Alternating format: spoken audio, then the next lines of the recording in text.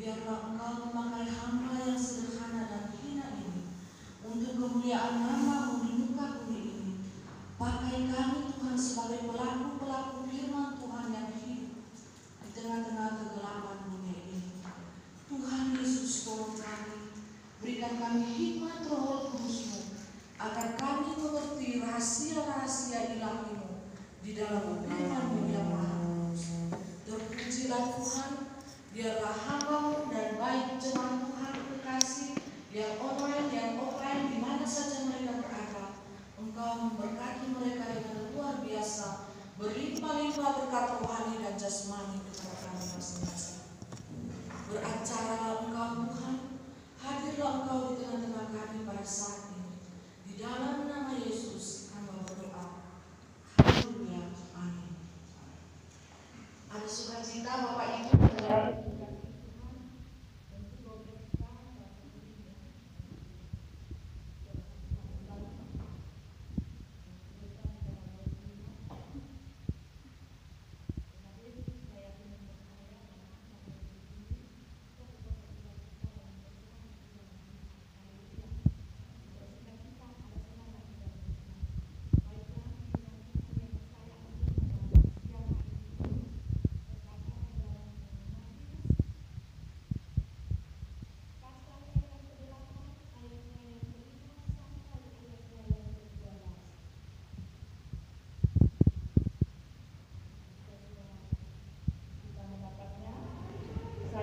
Baca dalam nama Tuhan Yesus Kristus. Yesus menyembuhkan hamba seorang perwira di Kapernaum. Ketika Yesus masuk ke Kapernaum, datanglah seorang perwira.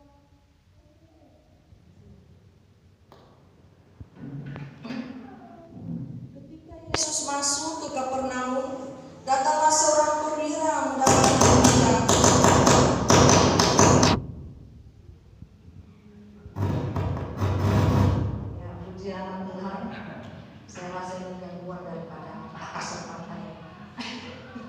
Terpujilah nama Tuhan. Saya akan membaca firman Tuhan sekali lagi. Yesus menyembuhkan hamba seorang perwira di Kapernaum. Ketika Yesus masuk ke Kapernaum, datanglah seorang perwira. Tuhan, hambaku terbaring di rumah karena sakit lumpuh dan ia sangat menderita.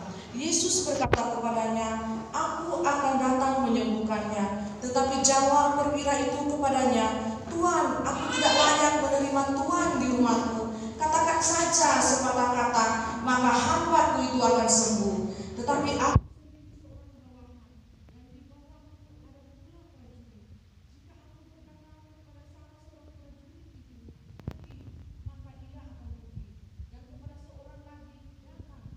dia datang, ataupun kepada hambaku, kerjakanlah ini, maka dia mengerjakannya.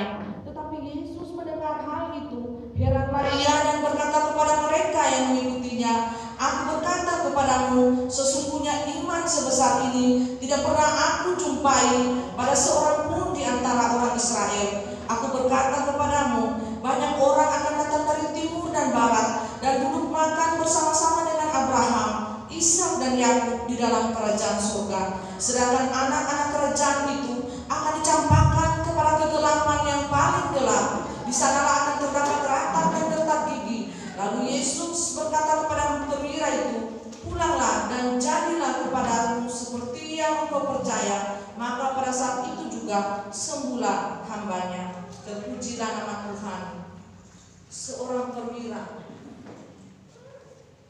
Seorang perwira yang bersuku bangsa Romawi, tetapi dia mempunyai iman yang sangat besar pada zaman itu, melebihi daripada iman anak-anak Tuhan dari bangsa Israel.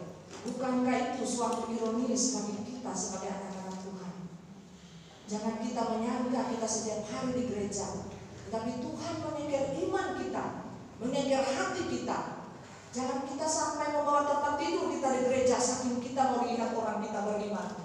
Tetapi manakala Tuhan menyetel hati, tidak ada iman di sana, yang ada keangkuhan hidup kita.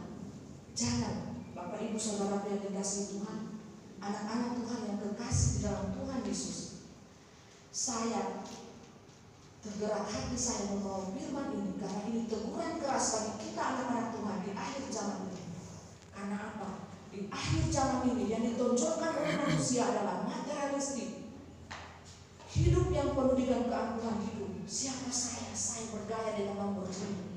Semakin kaya semakin orang disanjung, semakin banyak uang semakin orang dihargai. Tetapi marilah kita dengan firman Tuhan pada saat ini, kita memiliki iman seperti seorang perwira yang pada saat itu yang hidup pada zaman Tuhan Yesus. Pada saat itu dia bangsa Romawi, bukan bangsa Israel. Dia bangsa kafir, bukan bangsa pilihan Allah. Tetapi dia memiliki iman yang luar biasa di hadapan Tuhan. Manakala Tuhan mengangkat hatinya, aku heran. Tuhan Yesus sendiri terheran dengan perwira ini. Aku heran karena di antara anak-anak bangsa Israel tidak ada iman yang seperti ini. Mengapa aku menjumpai iman itu di luar bangsa anak-anak bangsa Israel? Itu bangsa kafir, Bapak Ibu Saudara yang dikasihi Tuhan. Jadi perwira ini memiliki iman yang ekselen di hadapan Tuhan, bukan di hadapan manusia, Bapak Ibu. Dia di hadapan Tuhan. Dia memiliki hati yang luar biasa di hadapan Tuhan. Jadi iman yang berdampak bagi orang lain, bagi sesama kita. Saya ingin mengajak kepada kita memiliki iman yang berdampak bagi orang lain dan bagi sesama kita. Bukan hanya bagi sesama kita, tetapi bagi seluruh dunia ini. Saya ingin mengajak kita, iman kita harus berdampak kepada dunia yang gelap ini. Bagaimana kita memiliki iman yang berdampak bagi dunia ini? Seperti yang dimiliki oleh seorang perwira pada saat itu. Imannya bersinar di hadapan Tuhan. Walaupun dia bukan anak Tuhan, tetapi dia memiliki iman yang luar biasa pada saat itu. Saya mendapatkan bahwa hal yang pertama agar iman kita berdampak bagi orang lain, terkhusus bagi dunia, di tengah-tengah dunia yang kita hidupi pada saat ini adalah harus percaya sungguh-sungguh kepada pribadi Tuhan Yesus Kristus itu sendiri. Kita harus percaya kepada Dia sungguh-sungguh, Bapak Ibu. Tanpa kita memakai logika kita, tanpa kita memakai embel-embel di dalam diri kita, tanpa kita memakai status sosial kita, tanpa kita memakai harta kekayaan kita. Kita harus percaya sungguh-sungguh kepada Tuhan Yesus Kristus itu adalah pribadi yang luar biasa, yang nomor satu di dalam hidup kita sehari-hari. Jikalau kita telah memiliki iman yang sungguh-sungguh percaya di dalam Tuhan Yesus Kristus itu, pribadi yang luar biasa itu, yang ilahi, yang supranatural ilahi itu, maka kita tidak akan mengandalkan uang, kita tidak akan mengandalkan kredibilitas, integritas kita. Wajar kalau orang dunia mengandalkan uang, integritas, kredibilitas saya jangan sampai tersenggol, maka saya akan emosi. Saya akan emosi, Bapak Ibu, kalau kredibilitas saya tersenggol. Apalagi integritas saya hancur. Itu orang dunia. Tetapi marilah saya mengajak kepada kita untuk merendahkan diri kita, mengosongkan diri kita seperti Bapa surgawi itu mengosongkan dirinya, menyangkal dirinya, dan Dia turun ke dunia ini dalam rupa kehinaan. Siapa di antara kita yang pernah lahir di kandang sapi, kandang kambing, kandang domba? Semiskin-miskinnya kita pasti lahir di dalam gubuk, dalam rumah. Ada kayu yang bagus, ada tempat tidur walaupun susah-susah, pasti ada tempat tidur, ada pusat. Orang bilang di kampung-kampung itu ada kapuk, dia mampu. Tetapi Tuhan Yesus apa? Lahir di kandang domba, itu terhina, Bapak Ibu. Terhina tempat itu, bau busuk, semuanya sudah ada di tempat itu kandang. Jadi sebagai manusia, kita jangan mengandalkan kredibilitas, integritas kita yang diharapkan oleh manusia dunia nyata ini. Tetapi marilah kita memiliki sifat dan pribadi seperti Yesus Kristus itu. Dengan penuh kerendahan hati Dia datang ke dunia. Siapa Yesus? Siapa pribadi Yesus itu sesungguhnya? Kita harus mengenal Dia lebih dekat lagi. Dia adalah Allah, Allah pencipta langit dan bumi. Kita hanya menumpang di muka bumi ini, Bapak Ibu. Dia yang punya bumi ini, kita hanya diberikan tanggung jawab. Jikalau kita mempunyai uang, mempunyai harta, mempunyai segala sesuatu, kesehatan, nafas kehidupan, itu semuanya yang dikasih Tuhan. Untuk itu jangan kita sombong, jangan kita angkuh. Karena kita pinjaman, ada waktu, limit waktu yang Tuhan siapkan bagi kita untuk hidup meminjam dunia ini. Setelah habis waktunya, pulang satu-satu menghadap sini. Apa yang kalian bawa ke hadapanmu? Apa yang kalian kerjakan selama kalian hidup di muka bumi ini?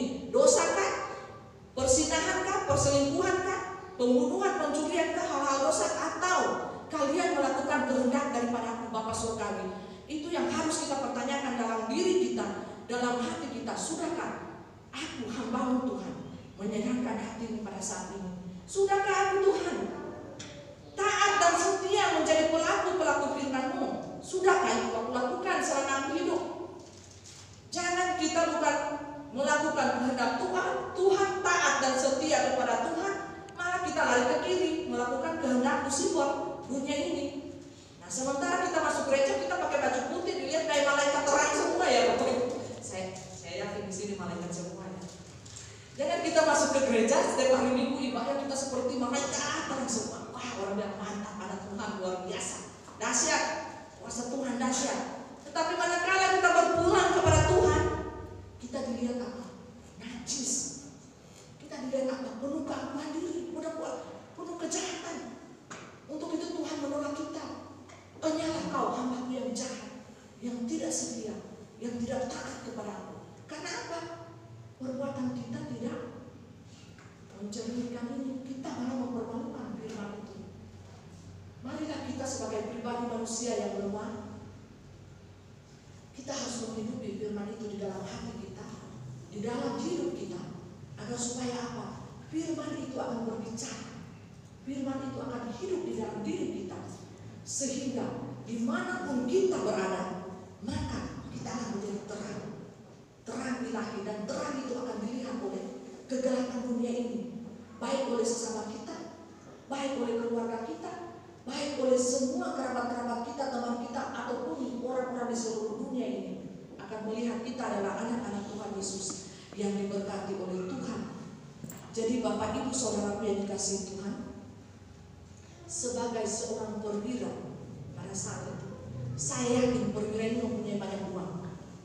Dia perwira jabatan yang sangat tinggi, dan dia tahu posisinya, saya mempunyai bawahan.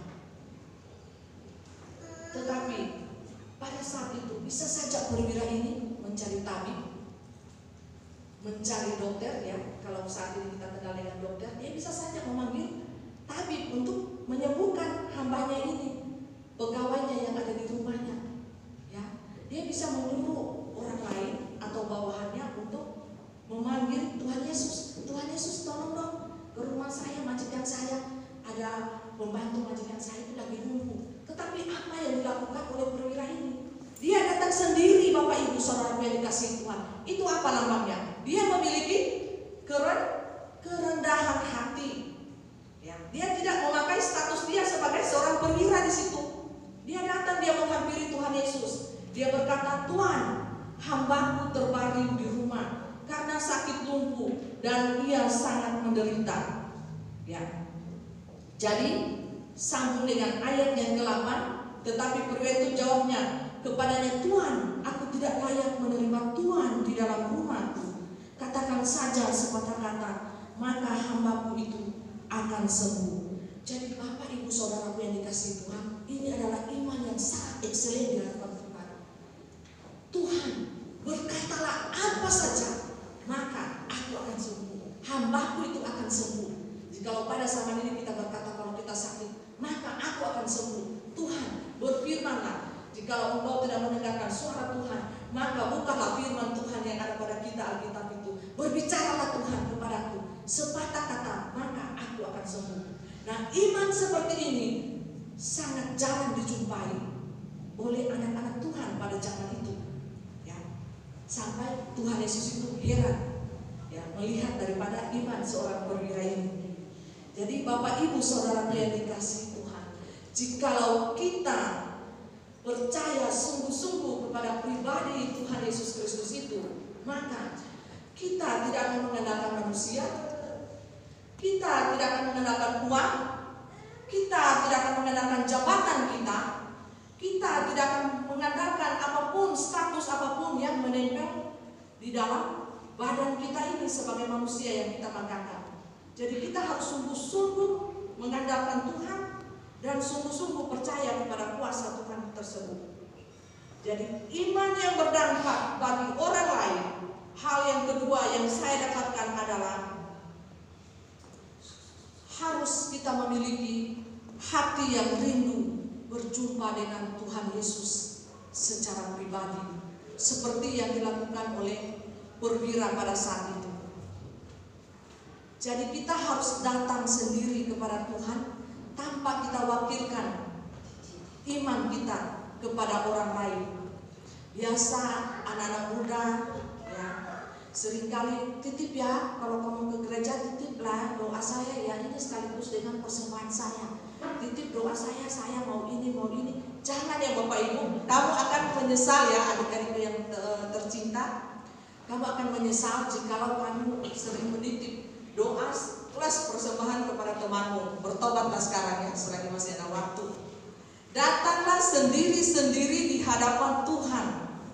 Hati ya.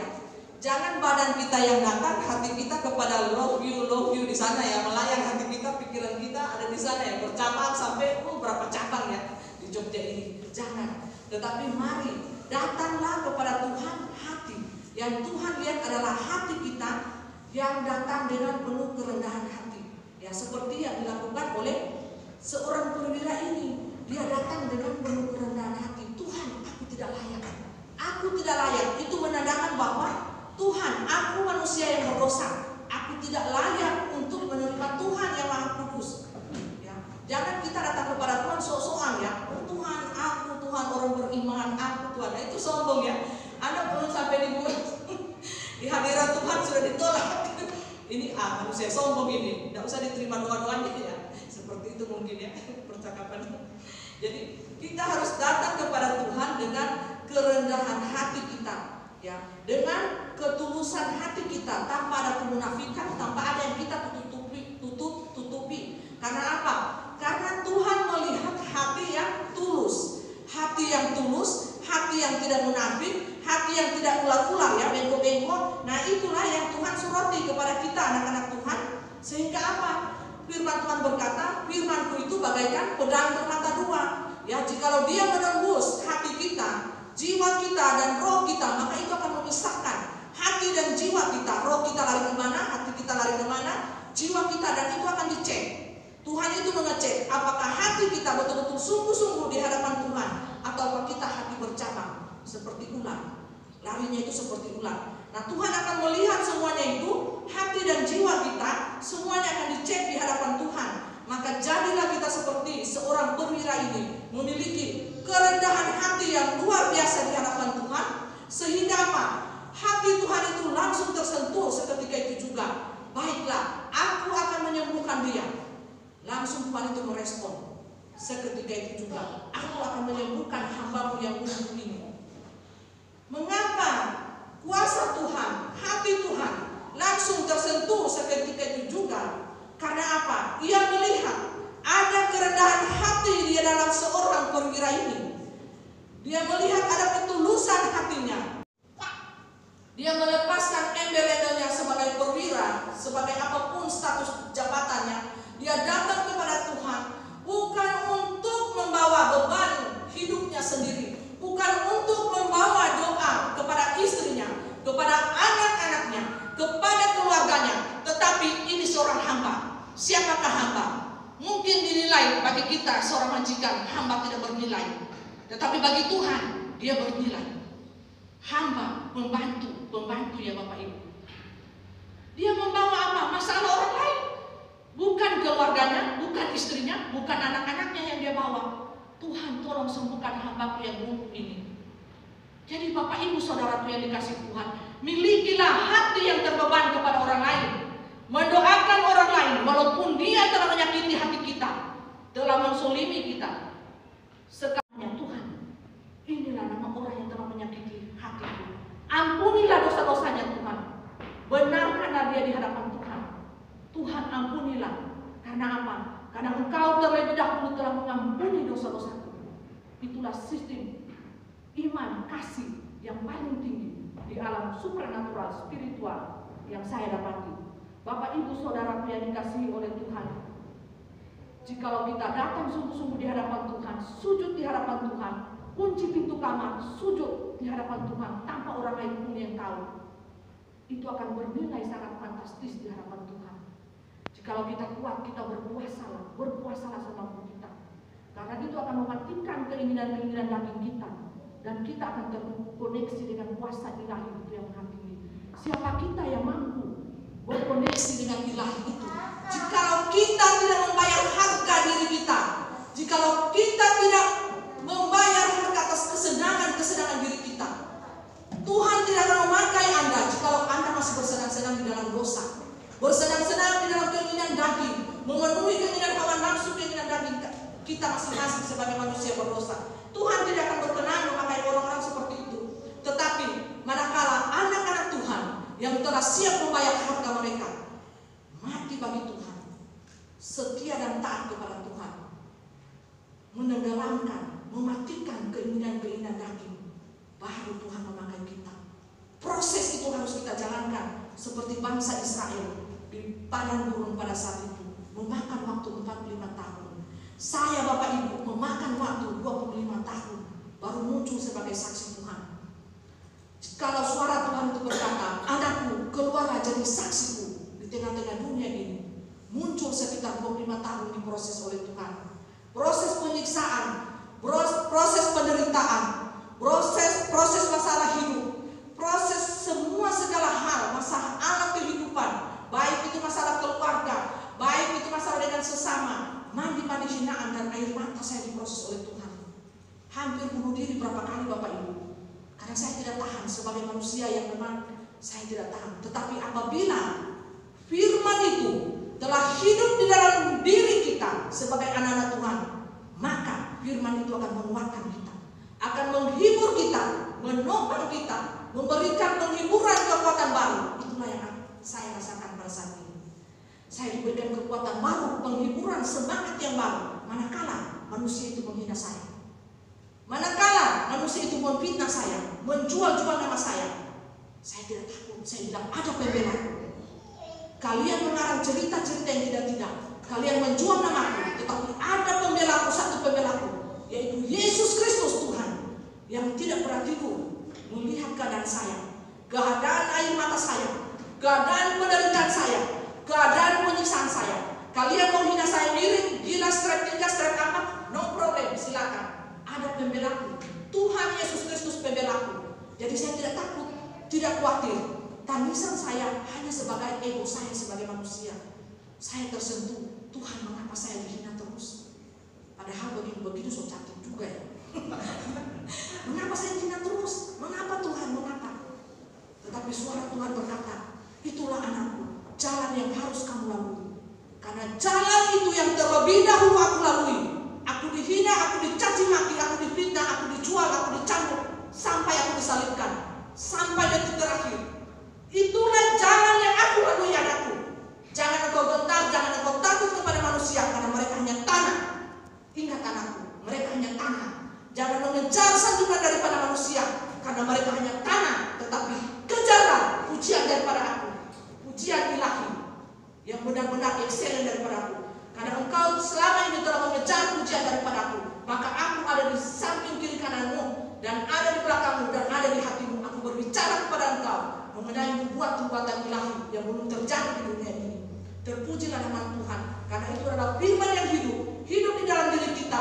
Maka firman itu akan berbicara, membuka tabir-tabir rahasia yang belum dunia ketahui. Itulah firman, kuasa Allah yang melampaui segala akal dan logika kita manusia yang terbatas. Jadi Bapak Ibu anak-anak Tuhan yang kekasih dalam Tuhan, kejarlah itu, iman yang excellent. Iman adalah bukti dari segala sesuatu yang tidak kita lihat.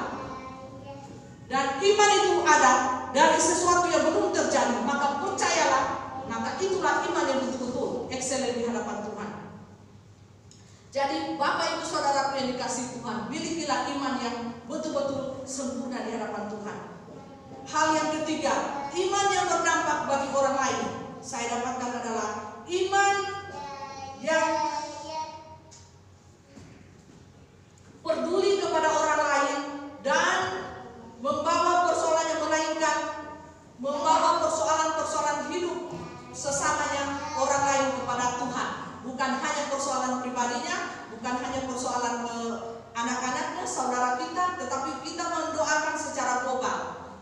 Iman seperti itu yang Tuhan sangat senang ya. Iman secara global itu mendoakan bangsa dan negara, orang yang sakit, baik itu kita tidak kenal, orang yang berkekurangan, orang susah, orang miskin ya. Jadi Bapak Ibu Saudara yang dikasihi Tuhan, Tuhan sangat senang dan sangat bergembira hatinya jikalau apa? Kita memiliki iman yang ekselen, iman yang sungguh-sungguh di hadapan Tuhan. Karena apa? Kalau kita memiliki iman yang sungguh-sungguh di hadapan Tuhan plus kerendahan hati kita, maka iman kita itu akan menarik kuasa ilahi itu, supranatural itu akan terjadi, akan menarik ke dalam diri kita. Sehingga apa?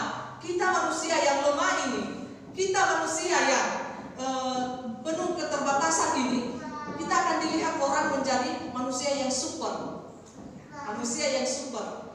Jadi karena ada kuasa yang tidak terbatas itu dari atas yang menaungi diri kita. Ya. Jadi kita harus memiliki itu, kerendahan hati, iman, dan jangan cinta uang ya, cinta mamon jangan Bapak Ibu. Itu akan menyesatkan Anda dan akan jatuh di dalam berbagai-bagai pencobaan. Kita harus melepaskan jiwa kita, hati kita kepada ketergantungan mamon. Uang itu penting, mamon itu penting untuk dipakai kebutuhan hari-hari dan untuk kemuliaan nama Tuhan. Dipakai untuk pekerjaan Tuhan, maka kita akan diberkati beribu-ribu kali lipat. Ya, jangan kita pakai uang untuk kesenangan hati kita, kesenangan diri kita. Akhirnya kita melakukan apa? Berbagai-bagai macam dosa dengan uang tersebut. Nah, itu Tuhan larang.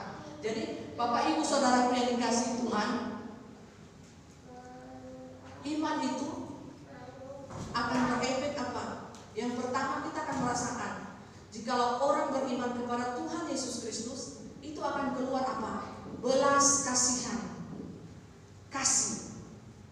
Jadi omong kosong kita berkata-kata kita beriman kepada Tuhan Yesus, sementara kita angkuh, wah miliar saya. Nah itu omong kosong itu apa? Lucifer itu, dia bilangnya aku Lucifer. Ya. Jadi hati-hati juga dengan roh samaran. Lucifer bisa menyamar seperti malaikat terang dengan dibilang aku anak Tuhan, padahal aku sombong ya, dadanya itu sampai mau membungkuk ya. Jangan ya, itu Lucifer. Sifat daripada Lucifer itu angkuh dan sombong. Jadi iman, efek daripada kita beriman kepada Yesus Kristus adalah kita memiliki belas kasihan kepada orang lain. Bukan saja terbatas kepada keluarga kita, otomatis keluarga kita pasti kita akan kasihi, kita akan sayangi. Tetapi belas kasihan itu secara universal, secara menyeluruh. Kita tanpa pandang bulu, tanpa melihat dia beragama apapun, tanpa dia melihat suku dari suku saya, oh nanti dari suku saya baru saya sayang dia. Kalau dari suku yang lain, oh jangan campur, najis. Jangan. Iman kepada Yesus Kristus, efeknya adalah belas kasihan. Itu yang paling menonjol. Karena apa? Karena sifat daripada Yesus Kristus itu sendiri adalah kasih, cinta, dan belas kasihan kepada manusia kita yang berdosa ini. Mana ada manusia yang tidak berdosa? Semua manusia berdosa, termasuk saya berdosa. Ya, untuk itu saya dibaptis. Ya Bapak Ibu, saya menyadari saya manusia berdosa, saya manusia lemah. Ya, bagaimana saya bisa sempurna bekerja dengan Tuhan Allah yang Maha Kudus, yang ilahi itu dipakai untuk dunia ini, di tengah-tengah dunia ini, jikalau saya tidak menjalin hubungan lebih erat lagi dengan Tuhan, bermitra, bekerja sama dengan Tuhan. Itu artinya kita harus mengikuti perintah Tuhan. Baptis dewasa ya, saya mengikuti seperti Tuhan Yesus ya, baptis dewasa. Tuhan Yesus juga dewasa ya dibaptis ya, ya. Jadi saya juga teringat kemarin dengan Yohanes ya. Jadi saya ingat oh ya seperti Tuhan Yesus juga, Yohanes Pembaptis yang membaptis. Jadi di samping saya ada Yohanes juga. Jadi terpujilah nama Tuhan. Jadi kita harus benar-benar peka dengan suara Tuhan.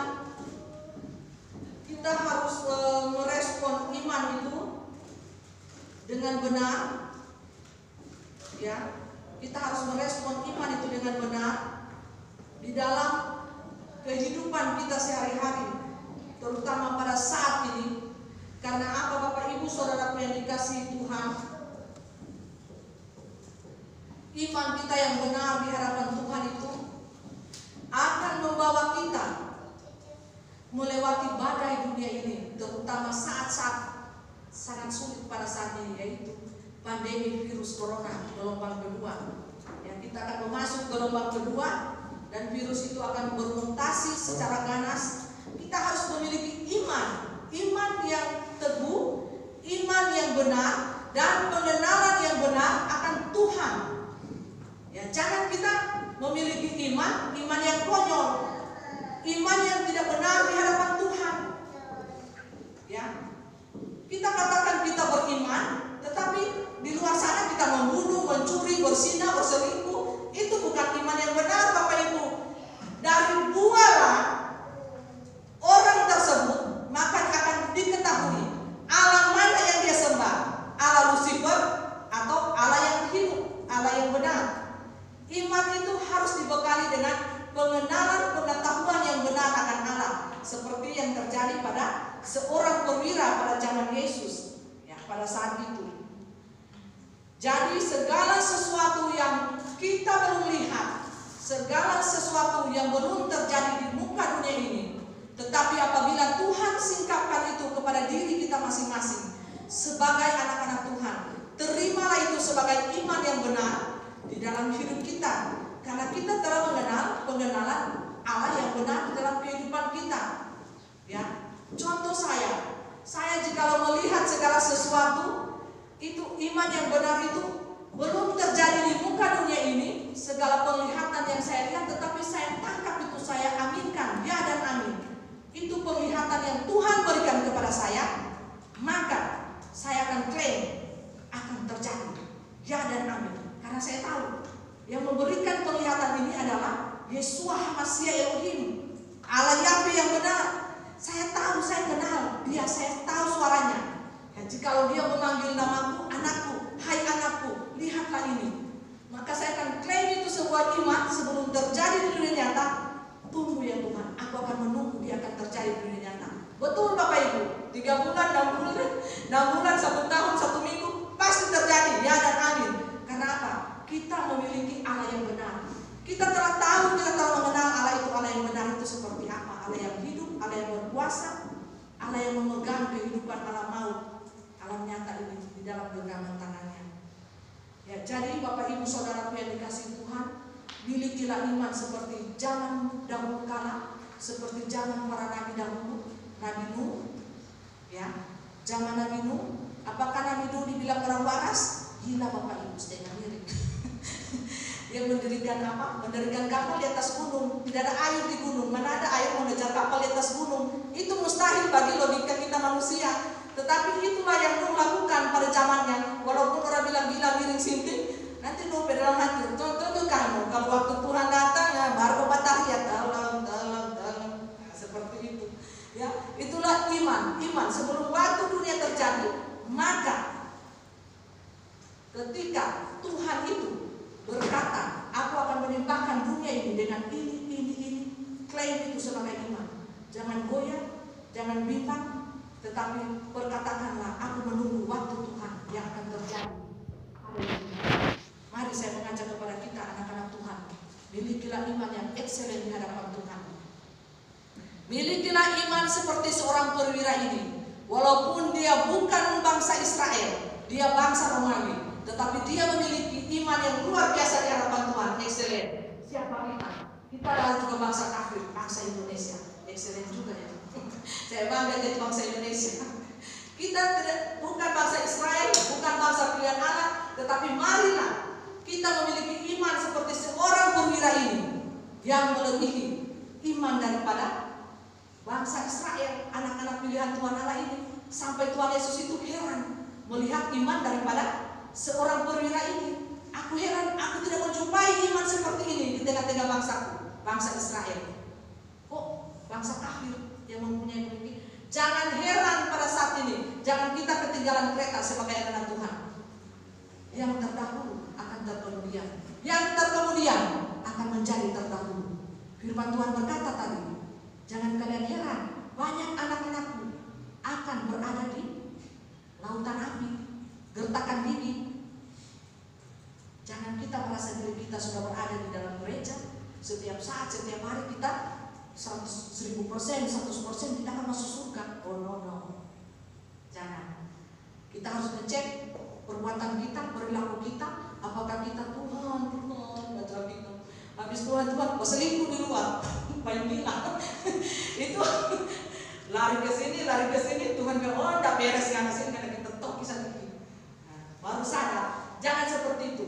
Kalau kita membaca firman Tuhan ini, jadilah pelaku firman, bukan sebagai pembaca, tetapi sebagai pelaku firman itu. Pelaku firman Tuhan Allah yang hidup, maka firman itu akan hidup di dalam diri kita, mengubah hati kita, mengubah cara pandang kita, mengubah pandangan kita, paradigma kita memandang dunia ini, memandang sesama kita, memandang orang lain akan berubah, semuanya akan berubah. Karena apa? Karena firman Tuhan yang hidup ini berkuasa bagaikan pedang bermata dua di dalam roh dan jiwa kita. Haleluya, terpujilah nama Tuhan. Biarlah firman Tuhan yang kita dengarkan ini menegur kepada kita. Biarlah kita memiliki iman yang benar di hadapan Tuhan, memiliki iman seperti nabi-nabi, memiliki iman seperti seorang perwira. Biar nama kita tidak tercatat dalam kitab, tetapi Tuhan melihat iman kita. Iman kita ekselen di hadapan Tuhan. Walaupun kita bukan bangsa Israel asli, kita bangsa jangkokan ya, bangsa kafir juga, tetapi Tuhan melihat iman kita di hadapan Tuhan yang sungguh-sungguh, yang murni, yang tulus, tanpa ada cacat celah apapun. Gejala itu selagi masih ada waktu di dalam hidup kita. Mari kita berdoa. Terima kasih Allah Bapa Surgawi yang telah mengaruniakan kepada kita hikmat Roh Kudus sebagai Allah, sebagai Tuhan, sebagai penolong di dalam hidup kami. Bapa, ajarlah kepada kami sebagai anak-anak-Mu, sehingga kami menyadari dan kami mengejar iman sebesar biji sesawi itu yang bisa memindahkan gunung. Tuhan, tolong kami, berkati hidup kami, berkati jiwa dan roh kami, sehingga kami setiap waktu, setiap saat dapat mempermuliakan nama-Mu. Berkati kami Tuhan, berkati keluarga-keluarga, anak-anak kami, istri kami, suami-suami kami Tuhan. Berkati mahasiswa-mahasiswa yang sedang mengejar studi Tuhan pada saat ini. Tuhan Yesus, Engkau merancangkan sebuah masa depan yang indah bagi kami Bapa. Terpuji-pujilah Engkau Tuhan. Biarlah kami selalu mengandalkan kuasa Tuhan itu di dalam hidup kami, dan kami menjadi pewaris-pewaris kerajaan Allah Bapa Surgawi. Di dalam nama Yesus Tuhan, ampuni segala dosa kami, baik itu dosa pikiran, perkataan, dan perbuatan kami yang tidak mempermuliakan nama Tuhan. Di dalam nama Yesus kami berdoa. Haleluya. Amin.